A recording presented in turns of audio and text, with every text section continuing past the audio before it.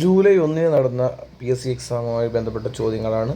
July 1 നടന്ന LGS എക്സാമുണ്ട്. ആ LGS എക്സാമുമായി ബന്ധപ്പെട്ട ചോദ്യങ്ങളാണ് നമ്മൾ വർക്കൗട്ട് ചെയ്യുന്നത്. അതിലൊരു ക്വസ്റ്റ്യനാണ്, പ്രകാശ വേഗത ഏറ്റവും കൂടുതലുള്ള മാധ്യമം ഏത്? പ്രകാശത്തിന് ഏറ്റവും വേഗത എവിടെയെന്ന് ചോദിച്ചാൽ അത് ശൂന്യതയിലാണെന്ത് പ്രകാശത്തിന് ഏറ്റവും കൂടുതൽ വേഗതയുള്ളത്. അപ്പം പ്രകാശത്തിൻ്റെ വേഗത കൂടിയതിൽ നിന്നും കുറഞ്ഞ ക്രമത്തിലോട്ട് എഴുതാൻ പറഞ്ഞാൽ ഏറ്റവും കൂടുതൽ ശൂന്യതയിലാണ് പ്രകാശത്തിൻ്റെ വേഗത. ശൂന്യത കഴിഞ്ഞാൽ പ്രകാശത്തിൻ്റെ വേഗത വായുവിലൂടെയാണ്. വായു കഴിഞ്ഞാൽ പ്രകാശത്തിന് ഏറ്റവും വേഗത ജലത്തിലൂടെയാണ്. ജലം കഴിഞ്ഞാൽ ഗ്ലാസ്സാണ്. ഗ്ലാസ് കഴിഞ്ഞാൽ വജ്രം. ഇതാണ് നമ്മുടെ SCRT ആൻസർ. ഓക്കെയാണേ. അപ്പം പ്രകാശത്തിന് ഏറ്റവും വേഗത കൂടിയ മാധ്യമം ശൂന്യത, പിന്നീട് അത് കഴിഞ്ഞിട്ട് വായു, ജലം, ഗ്ലാസ്, വജ്രം. അപ്പോൾ ഇതേ ചോദ്യം നമ്മുടെ അടുത്ത് ആവർത്തിച്ച് ചോദിക്കാം. അപ്പം നമ്മൾ ഈ വരുന്ന 10th ലെവൽ പ്രിലിംസ് പരീക്ഷകൾക്ക് എന്താണ് ഇങ്ങനെ ഒരു ചോദ്യമോ അല്ലെങ്കിൽ ഈ ചോദ്യം റിലേറ്റഡ് ആയിട്ടുള്ള ഫാക്റ്റുകളോ എന്ത് ചെയ്യണം, കൃത്യമായിട്ട് പഠിച്ചേക്കണം കേട്ടോ. ഇനി ശൂന്യതയിലൂടെയുള്ള പ്രകാശ വേഗത എത്രയെന്ന് ചോദിച്ചാൽ ശൂന്യതയിലൂടെയുള്ള പ്രകാശ വേഗത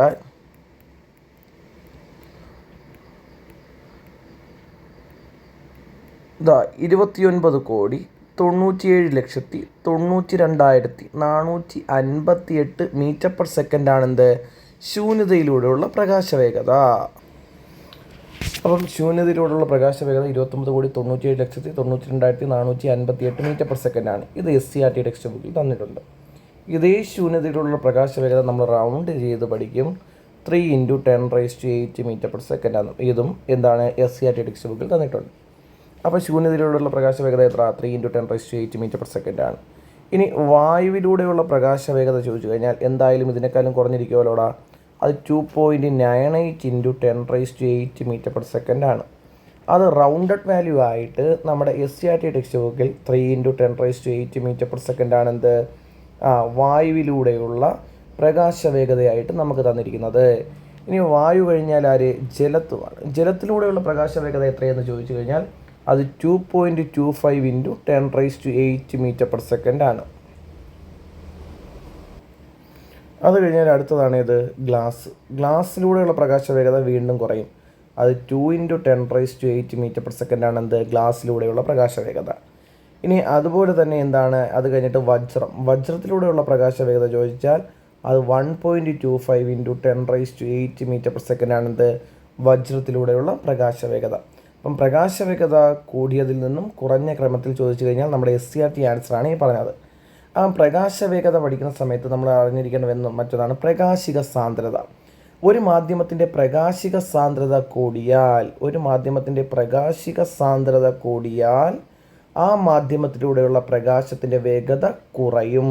അങ്ങനെ ഒരു മാധ്യമത്തിൻ്റെ പ്രകാശിക സാന്ദ്രത കൂടിയാൽ ആ മാധ്യമത്തിലൂടെയുള്ള പ്രകാശ വേഗത എന്ത് ചെയ്യും? കുറയും. അപ്പം എന്താണ് പ്രകാശിക സാന്ദ്രത എന്ന് ചോദിച്ചാൽ പ്രകാശിക സാന്ദ്രത ഓപ്റ്റിക്കൽ ഡെൻസിറ്റി എന്നാണ് നമ്മൾ ഇംഗ്ലീഷിൽ പറയുന്നത്. പ്രകാശം ഒരു മാധ്യമത്തിലൂടെ സഞ്ചരിക്കുമ്പോൾ മാധ്യമം പ്രകാശത്തിൻ്റെ വേഗതയെ എത്രത്തോളം സ്വാധീനിക്കുന്നു. എത്രത്തോളം സ്വാധീനിക്കുന്നു എന്നതിനെ സൂചിപ്പിക്കുന്ന ഒരു ആനുപാതിക സംഖ്യയാണ് ഏത്? പ്രകാശിക സാന്ദ്രത.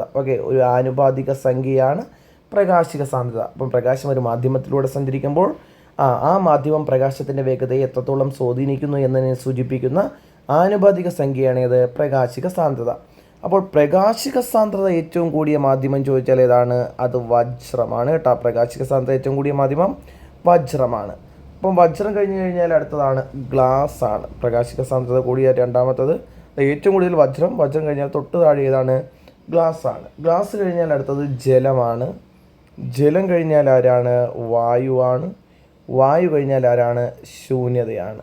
അതായത് പ്രകാശത്തിൻ്റെ വേഗത കൂടിയതിൽ നിന്നും കുറഞ്ഞ ക്രമത്തിലോട്ട് എന്നതിൻ്റെ ഓപ്പോസിറ്റാണ് ഏത്? പ്രകാശിക സാന്ദ്രത കൂടിയതിൽ നിന്നും കുറഞ്ഞ ക്രമത്തിലോട്ട്. അപ്പോൾ ഇത് എന്ത് ചെയ്യും? നമ്മളത് കൃത്യമായിട്ട് ചോദിക്കാൻ ചാൻസ് ഉള്ള ചോദ്യമാണ് കേട്ടോ. കൃത്യമായിട്ടൊന്ന് പഠിച്ചു വെച്ചേക്കണം. ഈ ക്വസ്റ്റ്യൻ കൂട്ടത്തിൽപ്പെടാത്തത് ഏത്? ഈ കൂട്ടത്തിൽപ്പെടാത്തത് ഏത് എന്ന് ചോദിച്ചു കഴിഞ്ഞാൽ ഇവിടെ ഉത്തരം സ്ഥാനാന്തരമാണ് കേട്ടോ. ഇവിടെ എടുത്തിരിക്കുന്നത് സദിശ അളവുകൾ അല്ലെങ്കിൽ അതിശ അളവുകൾ. അപ്പോൾ എന്താണ് സദിശ അളവ്, എന്താണ് അതിശ അളവ്? സദിശ അളവ്, അതിശ അളവ്. അതിശ അളവിനെയാണ് നമ്മൾ സ്കെയിലാർ ക്വാണ്ടിറ്റി എന്നും സദിശ അളവിനെ നമ്മൾ എന്താണ് വെക്റ്റർ ക്വാണ്ടിറ്റി എന്നാണ് പറയുന്നത് ഇംഗ്ലീഷിൽ. അപ്പോൾ സദിശ അളവുകൾ അഥവാ അതിശ അളവുകൾ എന്ന് പറയുന്ന കൺസെപ്റ്റിലാണ് ഇത് ഈ ക്വസ്റ്റ്യൻ വന്നിരിക്കുന്നത്. അപ്പോൾ ഈ പറയുന്ന സ്ഥാനാന്തരം എന്താണടാ? ഇതൊരു സദിശ അളവാണ് കേട്ടോ. ഇതൊരു സദിശ അളവാണ്. എന്നാൽ ദൂരമുണ്ടല്ലോ, ദൂരം, സമയം, മാസ് എന്നിവയ്ക്ക് എന്താണ്? അതിശ അളവാണ് കേട്ടോ. എന്നിവയ്ക്ക് എന്താണ്? അതിശ അളവാണ്.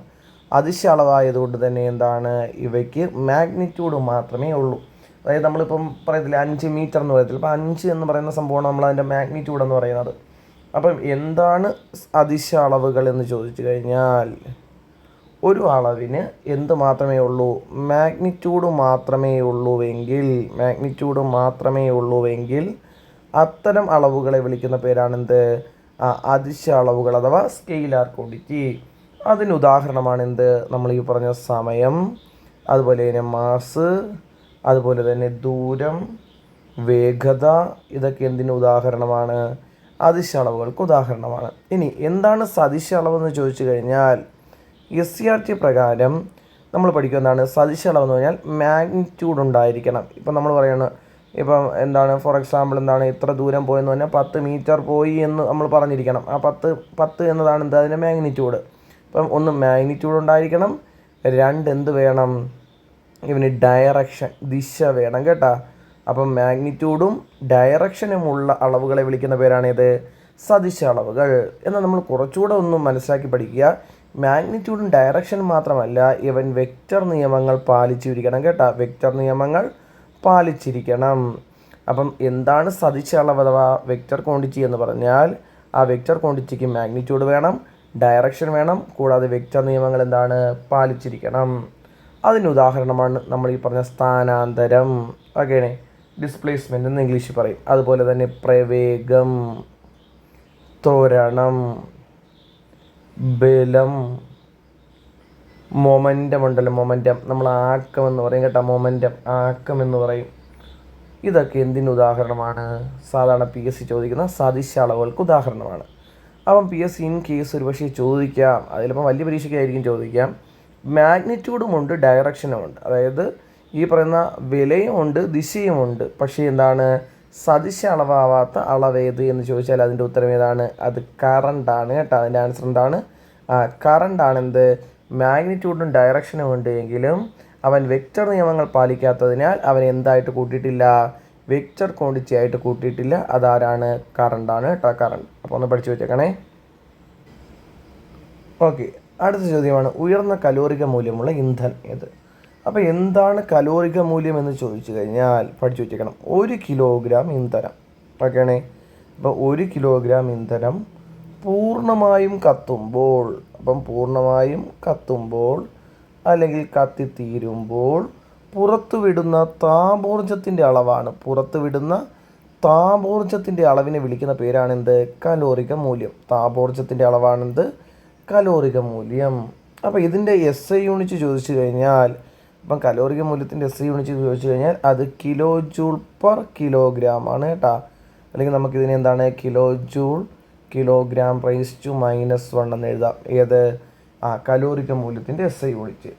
അപ്പം നമുക്ക് ഇവിടെ നമ്മളത്തെ ക്വസ്റ്റ്യൻ ഉയർന്ന കലോറിക മൂല്യമുള്ള ഇന്ധനം ഏത് എന്നാണ്. അതിൻ്റെ ഉത്തരം ഏതാണ്? ഹൈഡ്രജനാണ് ഉത്തരം കേട്ടോ. ഉയർന്ന കലോറിക മൂല്യമുള്ള ഇന്ധനം ഏത് എന്ന് ചോദിച്ചാൽ ഏതാണ്? അത് ഹൈഡ്രജനാണ്. അപ്പോൾ ഹൈഡ്രജൻ്റെ കലോറിക മൂല്യം പഠിച്ചു വെച്ചേക്കണം. അത് 1,50,000 കിലോ ജൂൾ പെർ കിലോഗ്രാം ആണെന്ത്? ഹൈഡ്രജൻ്റെത്. ഇനി തൊട്ടപ്പുറത്ത് LPG ഇല്ലേ? LPG ഇതൊട്ട് പഠിച്ചു വയ്ക്കണം. LPGയുടേത് 55,000 കിലോ ജൂൾ പെർ കിലോഗ്രാം ആണ്. ഇനി അടുത്തത് LPG പഠിച്ച സ്ഥിതിക്ക് നമ്മൾ CNG, കംപ്രസ്ഡ് നാച്ചുറൽ ഗ്യാസ് ഉണ്ടല്ലോ, അതുപോലെ തന്നെ മീഥെയിൻ ഉണ്ടല്ലോ, CNG, അതുപോലെ തന്നെ മീഥെയിൻ, ഇവയുടെ കലോറിക മൂല്യം ചോദിച്ചാൽ അത് 50,000 കിലോ ജൂൾ പെർ കിലോഗ്രാം ആണ് കേട്ടോ. Kilo joule per kilogram. ഇനി നമുക്ക് ഇതിൽ കിടക്കുവാണ് കൽക്കരി കിടക്കുവാണ് അല്ലേ? കൽക്കരി കോൾ. അപ്പം കൽക്കരിയുടെ കലോറിക മൂല്യം ചോദിച്ചു കഴിഞ്ഞാൽ അത് 25,000 മുതൽ 33,000 കിലോ ജൂൾ പെർ കിലോഗ്രാം ആണ്. ഇതെല്ലാം SCERT ആണ് പറയുന്നത് കേട്ടോ. ഇനി ബയോഗ്യാസ് ഉണ്ടല്ലോ, ബയോഗ്യാസിൻ്റെ കലോറിക മൂല്യം ചോദിച്ചു കഴിഞ്ഞാൽ അത് 30,000 ഓക്കെയാണ്. 30,000 കിലോ ജൂൾ പെർ കിലോഗ്രാം മുതൽ അതുപോലെ 40,000 കിലോ ജൂൾ പെർ കിലോഗ്രാം വരെയാണെന്ത് ഈ പറയുന്ന ബയോഗ്യാസിൻ്റെ കലോറിക മൂല്യം ഇത്രയുമാണ് കേട്ടോ. ബയോഗ്യാസിൻ്റെ ചോദിച്ചാൽ 30,000 ടു 40,000 ആണ്. 30,000 ടു 40,000. ഇനി ചാണകവരളി ഉണ്ടല്ലോ, ചാണകവരളി ചോദിച്ചു കഴിഞ്ഞാൽ അവൻ്റെ അത് ചോദിച്ചാൽ അവ 6,000 ടു 8,000 ആണ്. 6,000 to 8,000 kilo joule per kilogram ആണ് എന്ത് ചാണകവരളി വരുന്നത് കേട്ടോ. അപ്പോൾ വിറകിൻ്റെ വരുമ്പോൾ ഇതിനേക്കാളും താഴെ വരത്തുള്ളൂ. അപ്പം കൃത്യമായിട്ട് പഠിച്ചു വെച്ചേക്കണം. ഉയർന്ന കലോറിക മൂല്യമുള്ള ഇന്ധനം ചോദിച്ചാൽ ഹൈഡ്രജനാണ്. അതുപോലെ എന്താ ഭാവിയുടെ ഇന്ധനം എന്നറിയപ്പെടുന്നതും ആരാണ്? ഹൈഡ്രജനാണ് കേട്ടോ. ഭാവിയുടെ ഇന്ധനം ചോദിച്ചാൽ ഏതാണ്? അത് ഹൈഡ്രജനാണ്. ഹൈഡ്രജൻ. LPGയുടെ ഫുൾ ഫോം പഠിച്ചു വയ്ക്കണം. ലിക്വിഫൈഡ് പെട്രോളിയം ഗ്യാസ് കേട്ടോ. ലിക്വിഫൈഡ് പെട്രോളിയം ഗ്യാസ് എന്നതാണ് എന്തിൻ്റെ ഫുൾ ഫോം? LPGയുടെ full form liquefied petroleum gas ആണ് കേട്ടോ. ഈ പറയുന്ന LPG എന്നത് നമുക്കെന്താണ് വീണ്ടും ഉണ്ടാക്കാൻ സാധിക്കാത്ത ആരാണ്? ഒരു ഊർജ്ജ രൂപമാണ് ഇത് LPG എന്ന് പറയുന്നത്, ലിക്വിഫൈഡ് പെട്രോളിയം ഗ്യാസ്. അതുപോലെ തന്നെ കോളും നമുക്കെന്താണ് വീണ്ടും നിർമ്മിക്കാൻ സാധിക്കത്തില്ല. അതുകൊണ്ട് തന്നെ LPGയും കോളും പാരമ്പര്യ ഊർജ്ജ സ്രോതസ്സുകളാണ് കേട്ടോ. എന്താണ്? പാരമ്പര്യ ഊർജ്ജ സ്രോതസ്സുകളിലാണ് ആരൊക്കെ വരുന്നത്? നമ്മുടെ LPG വരുന്നത്, അതുപോലെ തന്നെ കോള് വരുന്നത്. ഓക്കെയാണേ.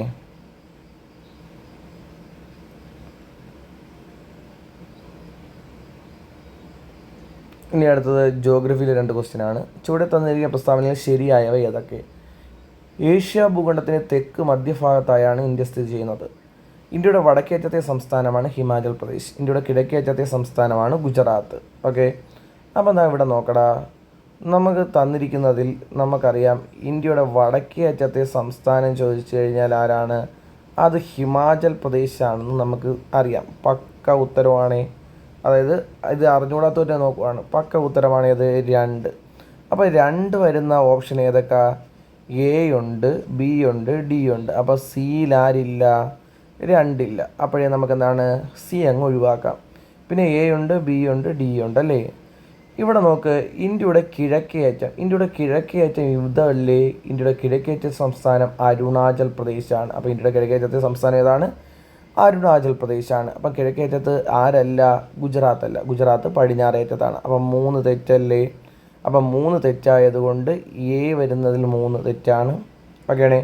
B വരുന്നതിലും എന്താണ്? 3 ഉണ്ട്. അപ്പോൾ അതും തെറ്റാണ്. അപ്പോൾ ഇവിടെ നിന്ന് നിങ്ങൾ മനസ്സിലാക്കേണ്ട കേസ്, ഏഷ്യ ഭൂഖണ്ഡത്തിൻ്റെ തെക്കാണ് ഇന്ത്യയുടെ സ്ഥാനം എന്നായിരുന്നു ഇത്രയും നാൾ PSCയുടെ ഉത്തരം. ഇപ്പം PSC കൃത്യമായിട്ട് പറയുവാണ് ഏഷ്യ ഭൂഖണ്ഡത്തിന് തെക്ക് മധ്യഭാഗത്തായാണ് എന്ത് ഇന്ത്യ സ്ഥിതി ചെയ്യുന്നത്.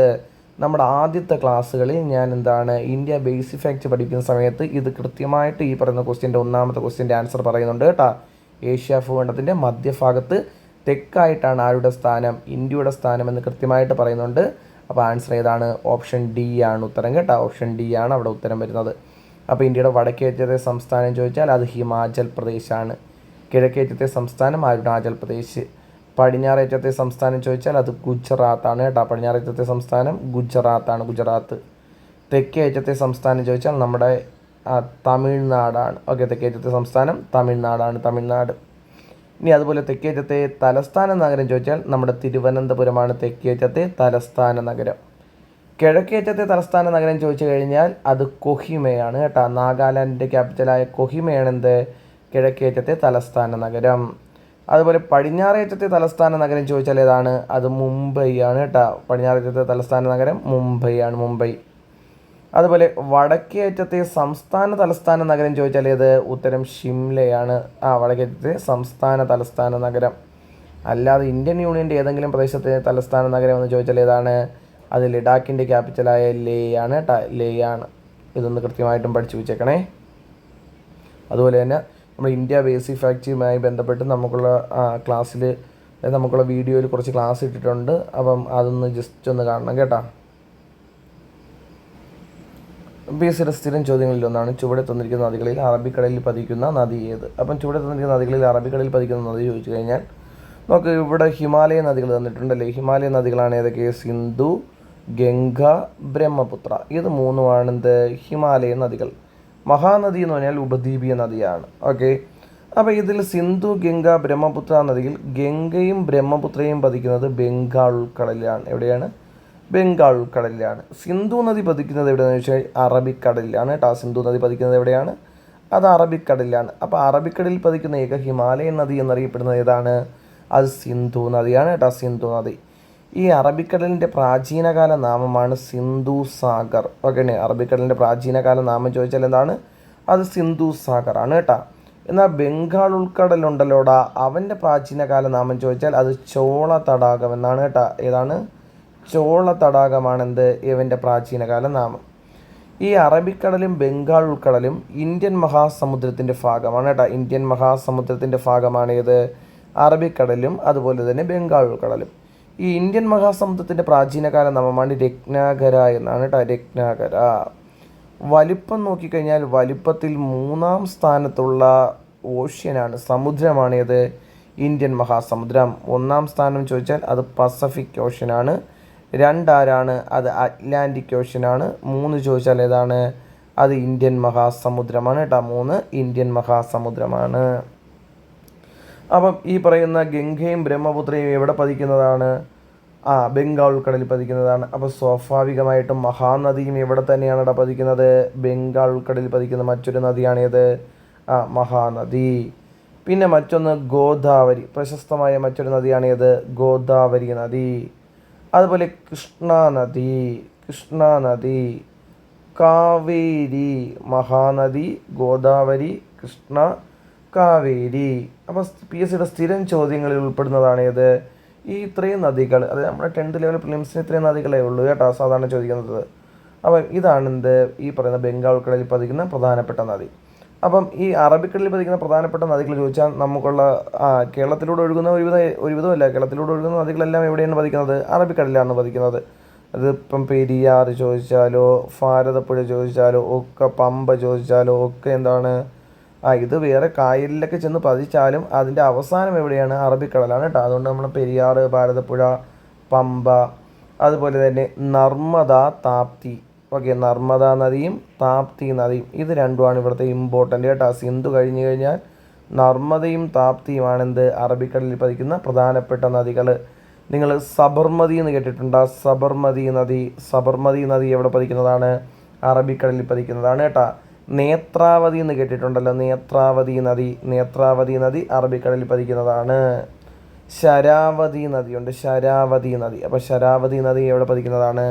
അറബിക്കടലിൽ പതിക്കുന്നതാണ്. സാധാരണ PSC ചോദിക്കുന്ന പേരുകൾ മാത്രമേ നമ്മളിവിടെ പറയുന്നുള്ളൂ. ഓക്കെയാണേ. അടുത്ത ചോദ്യമാണ് ഇന്ത്യയുടെ മാനകരേഖാംശം. മാനകരേഖാംശം എന്ന് പറഞ്ഞാൽ സമയരേഖയാണ് കേട്ടോ. നമ്മുടെ ഇന്ത്യ ഇങ്ങനെ വരയ്ക്കുവാണ്. അപ്പം നമ്മൾ ഇന്ത്യ ഇങ്ങനെ വരയ്ക്കുമ്പോൾ ഇന്ത്യയുടെ ഏകദേശം മധ്യഭാഗത്തു കൂടി പോകുന്ന അക്ഷാംശ രേഖയുണ്ട്, അതുപോലെ രേഖാംശ രേഖകളുണ്ട്. ഇന്ത്യയുടെ ഏകദേശം മധ്യഭാഗത്തു കൂടി പോകുന്ന അക്ഷാംശ രേഖയാണ് ഏത്? ഉത്തരായന രേഖ. ഇന്ത്യയുടെ ഏകദേശം മധ്യഭാഗത്തു കൂടി പോകുന്ന രേഖാംശ രേഖയാണ് ഇന്ത്യയുടെ മാനക രേഖാംശം. അതാണ് 82.5 ഡിഗ്രി കിഴക്കൻ രേഖാംശം അല്ലെങ്കിൽ പൂർവ്വ രേഖാംശം എന്ന് നമ്മൾ പറയും. അതിന് നമ്മൾ സ്പ്ലിറ്റായിട്ട് എഴുതുന്നതാണ് 82 ഡിഗ്രി 30 മിനിറ്റ് ഈസ്റ്റേൺ. ഓക്കെയാണ്. അപ്പോൾ 82 ഡിഗ്രി 30 മിനിറ്റ് പൂർവ്വ രേഖാംശമാണെന്ത്? ഇന്ത്യയുടെ മാനക രേഖാംശം. അപ്പോൾ ഇന്ത്യയുടെ മാനക രേഖാംശം 82.5 ഡിഗ്രി കിഴക്കൻ രേഖാംശമാണെന്ന് പറഞ്ഞാലേ, ഇത് കടന്നു പോകുന്ന ഇന്ത്യൻ സംസ്ഥാനങ്ങൾ ചോദിച്ചാൽ അത് 5 എണ്ണം ഉണ്ട്. 3 പ്രദേശമാണ്. ഒന്ന് ഉത്തർപ്രദേശ്, പിന്നെ ഞാൻ പറഞ്ഞ ഇന്ത്യയുടെ ഏകദേശം മധ്യഭാഗമാണ്. അപ്പം മധ്യപ്രദേശ്, ആന്ധ്രാപ്രദേശ്. അപ്പം ഉത്തർപ്രദേശ്, മധ്യപ്രദേശ്, ആന്ധ്രാപ്രദേശ്. ഇതുകൂടാതെ ഒഡീഷ, ഛത്തീസ്ഗഡ്. ഇത്രയും സംസ്ഥാനങ്ങളിലൂടെയാണ് കടന്നു പോകുന്നത്? ഇന്ത്യയുടെ മാനക രേഖാംശം കടന്നു പോകുന്നത്. അപ്പോൾ ഇന്ത്യയുടെ ക്ലോക്ക് ടവർ സ്ഥിതി ചെയ്യുന്നത് എവിടെയെന്ന് ചോദിച്ചു കഴിഞ്ഞാൽ അത് മിർസാപൂറിലാണ് കേട്ടോ. ഇന്ത്യയുടെ ക്ലോക്ക് ടവർ എവിടെയെന്ന് വെച്ചാൽ എവിടെയാണ്? അത് മിർസാപൂറിലാണ്. ഇന്ത്യയുടെ ക്ലോക്ക് ടവർ സ്ഥിതി ചെയ്യുന്ന സ്ഥലം മിർസാപൂർ. അത് ഇന്നത്തെ പ്രയാഗ് രാജിലാണ് കേട്ടോ. ഇന്നത്തെ പ്രയാഗ് രാജിനടുത്താണ്. ഈ പ്രയാഗ് രാജ് എന്ന് പറഞ്ഞു കഴിഞ്ഞാൽ അലഹബാദ് ഉണ്ടല്ലോ, അലഹബാദ് നഗരം, അതിൻ്റെ പുതിയ പേരാണ് പ്രയാഗ് രാജ്. അപ്പോൾ ഈ മിർസാപൂർ ഏത് സംസ്ഥാനത്ത് എന്ന് വെച്ചാൽ ഏത് സംസ്ഥാനത്ത്? അത് ഉത്തർപ്രദേശിലാണ് കേട്ടോ. എവിടെയാണ്? ഉത്തർപ്രദേശ്. ഇന്ത്യയിൽ ഏറ്റവും കൂടുതൽ സംസ്ഥാനങ്ങളുമായി അതിർത്തി പങ്കിടുന്ന സംസ്ഥാനമാണേത്? ഉത്തർപ്രദേശ് കേട്ടോ. ഇന്ത്യയിൽ ഏറ്റവും കൂടുതൽ സംസ്ഥാനങ്ങളുമായി അതിർത്തി പങ്കിടുന്ന സംസ്ഥാനം ചോദിച്ചാൽ ഏതാണ്? അതാണ് ഈ പറയുന്ന ഉത്തർപ്രദേശ്. ഇനി ഈ ഇന്ത്യയുടെ മാനക രേഖാംശമായ 82.5 കിഴക്കൻ രേഖാംശം എന്ന് പറഞ്ഞല്ലോ, ഇത് ഗ്രീനിച്ച് സമയത്തേക്കാൾ എത്ര കൂടുതലാണ് എന്ന് ചോദിച്ചിട്ടുണ്ട്. ഗ്രീനിച്ച് സമയത്തേക്കാൾ ഇന്ത്യൻ സമയം 5.5 മണിക്കൂർ കൂടുതലാണ് കേട്ടോ. അപ്പോൾ കൃത്യമായിട്ട് പഠിച്ചേക്കണം, എത്ര കൂടുതലാണ്? 5.5 മണിക്കൂർ കൂടുതലാണ്.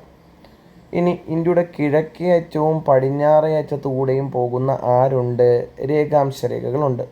അപ്പോൾ ഇന്ത്യയുടെ കിഴക്കേ അറ്റത്തെ രേഖാംശ രേഖ ഏത്, അതുപോലെ പടിഞ്ഞാറേ അറ്റത്തെ രേഖാംശ രേഖ ഏത് എന്ന് ചോദിക്കും. അപ്പോൾ നോക്ക്, ഇതല്ലേ കിഴക്ക് ഭാഗം, ഇതാണ് പടിഞ്ഞാറ് ഭാഗം. ഇന്ത്യയുടെ കിഴക്കേ അറ്റത്തെ രേഖാംശ രേഖ ഏത് എന്നാണ് PSCയുടെ പ്രീവിയസ് ക്വസ്റ്റ്യൻ കേട്ടോ.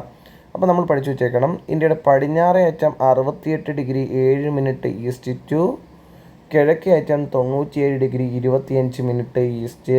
ഇതാണ് ഇന്ത്യയുടെ രേഖാംശീയ സ്ഥാനം. അപ്പോൾ 68 ഡിഗ്രി 7 മിനിറ്റ് ഈസ്റ്റ് മുതൽ 97 ഡിഗ്രി 25 മിനിറ്റ് ഈസ്റ്റ് വരെയാണ് എന്ത് ഇന്ത്യയുടെ രേഖാംശീയ സ്ഥാനങ്ങൾ.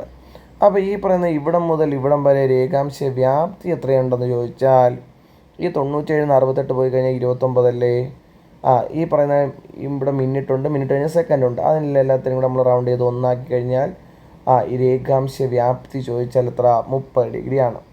നമുക്കറിയാം, ഓരോ ഡിഗ്രി ഭൂമി തിരിയുമ്പോഴും 4 മിനിറ്റ് സമയത്തും അല്ലേ? അപ്പോൾ ഇവിടെ 30 ഡിഗ്രി ഇല്ലേ? അപ്പോൾ 30 × 4 120 മിനിറ്റിൻ്റെ സമയവ്യത്യാസം വരുന്നില്ലേ? 120 മിനിറ്റ് എന്ന് പറഞ്ഞാൽ 2 മണിക്കൂറാണ്. അപ്പോൾ ഇന്ത്യയുടെ കിഴക്കേ അറ്റവും പടിഞ്ഞാറേ അറ്റവും തമ്മിലുള്ള സമയവ്യത്യാസം അത് 2 മണിക്കൂറാണ് സമയവ്യത്യാസം. ഇനി അപ്പോൾ ഇങ്ങനൊരു സമയവ്യത്യാസം ഉള്ളതുകൊണ്ട് ഇവിടെ നോർത്ത് ഈസ്റ്റ് ഉണ്ടല്ലോ, നോർത്ത് ഈസ്റ്റ് വടക്ക് കിഴക്കൻ സംസ്ഥാനങ്ങൾ. അപ്പോൾ വടക്ക് കിഴക്കൻ സംസ്ഥാനങ്ങൾ എന്ന് പറഞ്ഞാൽ എത്ര എണ്ണം എന്ന് വെച്ചാൽ 8 എണ്ണമാണ് കേട്ടോ. നമ്മൾ സപ്ത സഹോദരിമാരെന്ന് പറയത്തില്ലേ, ആ സപ്ത സഹോദരിമാർ 7 പേരും അവരുടെ കൂടെ സിക്കിമും കൂടെ ചേരുന്നതാണ് ഇത് വടക്ക് കിഴക്കൻ സംസ്ഥാനം. ഈ വടക്ക് കിഴക്കൻ സംസ്ഥാനക്കാർ പറഞ്ഞു അവർക്ക് എന്താണ് പ്രത്യേകിച്ചൊരു സമയമേഖല വേണമെന്ന് പറഞ്ഞു. അവർ പറഞ്ഞ അവരുടെ സമയമേഖലയുടെ പേരാണ് ചായ് ബഗാൻ സമയമേഖല കേട്ടോ. ഏതാണ്? ചായ് ബഗാൻ സമയമേഖല. പക്ഷേ ഗവൺമെൻറ് എന്ത് ചെയ്തിട്ടില്ല, അതിന് അനുമതിയൊന്നും കൊടുത്തിട്ടില്ല. ഇനി ഇതുമായി ബന്ധപ്പെട്ട് PSC ചോദിച്ച ക്വസ്റ്റ്യനാണ്, ഗ്രീനിച്ചിലെ സമയം 6 AM ആണ് എങ്കിൽ ഇന്ത്യൻ സമയം എത്ര? ഗ്രീനിച്ചിലെ സമയം 6 AM ആണെങ്കിൽ ഇന്ത്യൻ സമയം എത്ര? അപ്പോൾ 6ൻ്റെ കൂടെ എന്താണ്? ഇന്ത്യൻ സമയം ഗ്രീനിച്ച് സമയത്തേക്കാൾ 5.5 മണിക്കൂർ കൂടുതലാണല്ലേ? അപ്പോൾ 5.5 കൂട്ടിയാൽ മതി. അപ്പോൾ 6ൻ്റെ കൂടെ 5 കൂട്ടിയാൽ 7 8 9 10 11 അല്ലേ? കൂടെ 11 1/2 11:30 AM. ഉത്തരം എത്ര വരും? 11:30 AM. ഇതൊരു PQ ക്വസ്റ്റ്യൻ ആണ് കേട്ടോ. ഈ PQ ക്വസ്റ്റ്യൻ